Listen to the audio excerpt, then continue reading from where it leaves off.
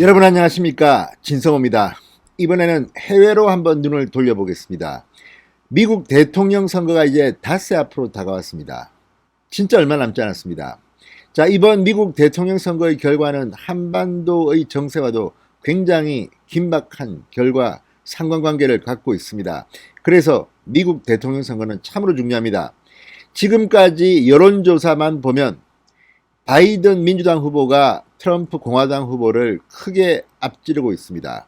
대개의 여론조사가 그렇습니다. 그러나 뜻밖에도 트럼프가 이번 선거에서 크게 이길 것이라는 관측이 나왔습니다. 갤럽 고문의 관측입니다. 자, 지금 미국이 발칵 뒤폈습니다. 그리고 실제적으로 이 주장은 현실화될 가능성도 많습니다. 지금 트럼프가 막판 뒤집기를 하기 시작했습니다. 이런 것들을 보면 지금 여론조사 결과는 틀릴 가능성이 있습니다. 4년 전 트럼프가 여론조사를 완전히 무시하고 이겼습니다. 샤이 트럼프라는 말이 나왔습니다. 이번에도 비슷할 것이다. 그리고 트럼프 대통령이 재선하는 결정적인 세 가지 이유가 있다고 말했습니다. 자, 트럼프는 당선될까요? 진성호의 직설 시작합니다. 방송에 앞서 아직 진성호 방송에 구독자가 아니신 분들은 붉은색 구독 버튼 눌러주십시오. 더 좋은 방송으로 보답하겠습니다. 자, 대부분의 여론조사는 민주당의 조 바이든 후보의 우세를 점치고 있습니다. 구체적으로 보면 선거 전문 매체 538은 바이든 후보의 승리 가능성을 무려 87%로 예상했습니다. 영국의 이코노미스트지의 예측 모델은 바이든 후보의 승리 가능성을 96%로 봤습니다. 2주 전 91%보다 5%포인트 상승한 겁니다. 그러나 뚜껑을 열면 달라진다. 이런 주장이 나왔습니다. 갤럽의 고문인 크리스토스 마크리디스 미국 애리조나 주립대 교수와 오하이오주 우드 카운티의 공화당 의장 조너던 아쿠보스키는 미국 정치 전문 매체인 더 힐에 여론조사를 믿지 마라, 트럼프가 승리한다, 이런 제목의 기고문을 실었습니다. 여론조사를 믿지 마라, 트럼프가 승리한다. 이들은 우리는 트럼프가 2020 대선에서 승리할 것이라고 얘기를 한다. 그것도 크게 이긴다. 도발적인 기고문입니다. 미국이 발칵 뒤집혔습니다. 그 이유를 이들은 세 가지로 분석했습니다. 근데 상당히 근거가 있어 보입니다. 자, 이들은 바이든이 이긴다는 여론조사들에는 최소 세 가지의 문제점들이 있다고 지적했습니다. Don't believe the polls. Trump is winning 이라는 기고문입니다. 자, 이들이 제기한 첫 번째 문제는 이렇습니다. 질문 설정 방식입니다. 이들은 질문이 설정되는 방식이 잠재적 답변 범위를 미리 결정지을 수 있다. 갤럽은 응답자들이 같은 주제를 가지고도 매우 다르게 답변할 수 있다는 것을 발견했다고 밝혔습니다.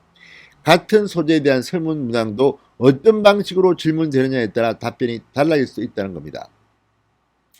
자, 이들은 응답자들이 사회적으로 바람직한 답을 내놓으려는 경향을 지적했습니다.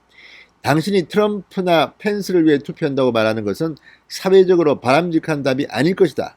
그러면서 최근 미국의 싱크탱크 카토 연구소가 수행한 여론조사를 인용하면서 미국의 3분의 2가량이 정치적 분위기를 고려해 자신들이 진정한 정치적 의견을 내지 않고 싶어 한다고 했습니다. 그러니까 마음속에는 트럼프를 찍고 싶지만 여론조사가 들어오면 바이든이라고 답한다는 겁니다. 샤이 트럼프죠. 자, 두 번째 문제는 여론조사 표본에 있다고 주장했습니다. 이들은 누가 여론조사에 응답하느냐는 많은 요소에 달려있다. 집전화, 휴대폰 등 매체, 지역, 표본, 규모, 인구학적 요소들이 이 요소에 포함된다.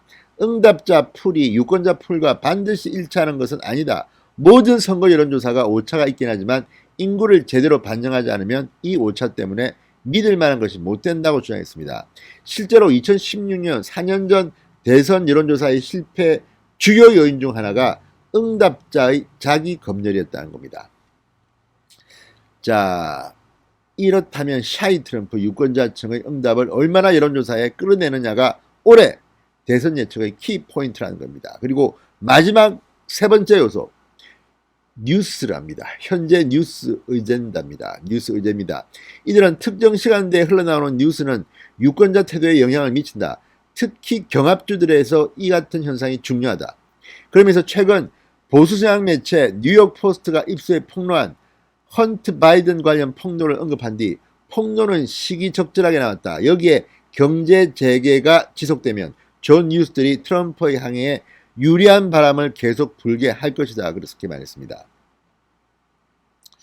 자, 어쨌든 이런 것들이 상당히 현실에서 입증되고 있습니다.